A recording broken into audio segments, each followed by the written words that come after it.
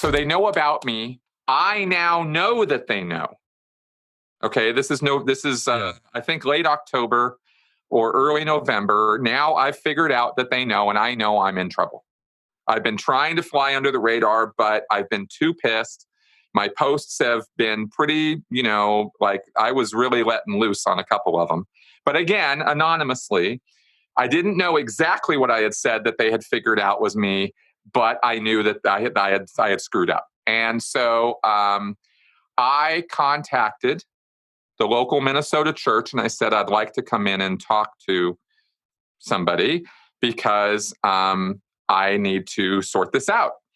And all I wanted to do, right? I didn't want to lie to them anymore or put on a false front anymore, but I did want to get my questions addressed because I had many of them after all this stuff that I had learned. And I wanted to avoid being labeled as a suppressive person. That was the only goal I really had at this point. I didn't want to continue being a Scientologist really, but I didn't want to be labeled a suppressive because that meant all these people would have to disconnect from me. So I called them up in good faith and I said, I want to talk, can we sort this out? And what they did, and this really surprised me, is I show up, I get told, okay, come to the church on Sunday night. It's a Sunday evening. Nobody else will be there. And I show up thinking I'm going to talk to this local OSA representative. Her name was Karen, and she was there, but so were two Sea Org members that they had flown out from Los Angeles to deal with me. That I did not see coming. Really? And these were two people that I had known, that I had worked with, right? There was this ethics guy, and then there was this woman from the Office of Special Affairs. Her name was Pam. And I don't think I can be unbiased about talking about this, right? This is all from my point of view.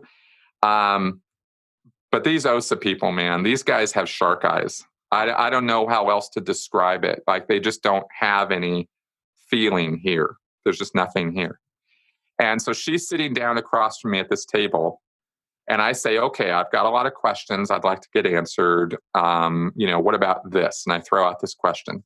She completely ignores it and says, you're this, and this. You have to do this and this and this and this and this. And that's how it's going to be, right? And I'm like, no, I want my questions answered, right? Bop, bop, bop. And I'm nervous. My stomach butterflies are practically flying out of my throat. I'm actually confronting a Scientologist, Sea Org member, who is in the Office of Special Affairs. And I'm point blank saying, what about L. Ron Hubbard's war record? What about his, failing out of college? Like how come I wasn't told these things, right? And she is not having any of it. She will not address my questions.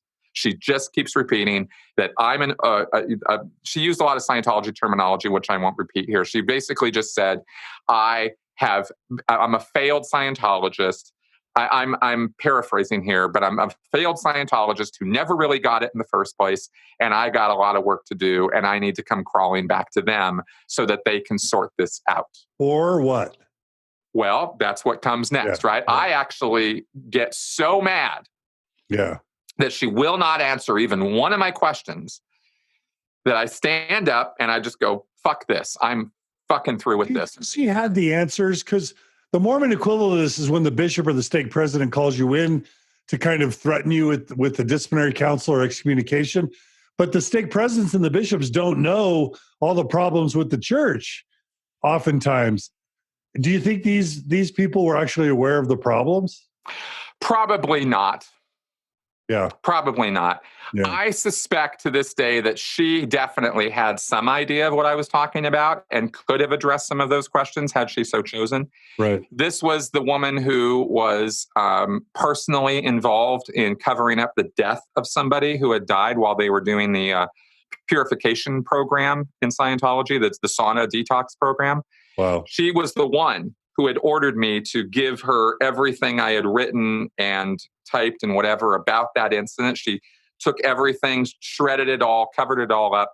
So this was a woman who was aware of the fact that there was destructive activity in the church and was on the side of people who were covering it up. Yeah. Right. That was this woman. So she had been the one who was flown out to deal with me. Right. Every religion has its fixers, its hammers, it's people that are made to solve problems, and their money, their status, their reward is, can they effectively solve problems, get rid of problems without them becoming major stories or eruptions or embarrassments for the church? Exactly. She was a fixer. So she was there to fix me. Yeah. And I wasn't having it. So I got up and walked out, and I was ready to just get out the door. I mean, I was mad. I was angry. I was sad. I was almost crying. Like I said, my stomach was just doing flippy floppies. It was very nerve wracking for me. Right. But I had done it. I had stood up to them. And then, so there's the salt and then there's the sweet.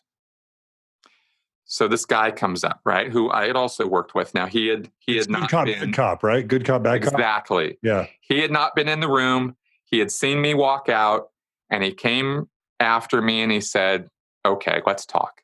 And he was really chill. And I said, I said, okay, because I wanted to salvage the relationships. And I knew that if I walked out of that building, it was all over. And the woman that I loved would be out of my life forever.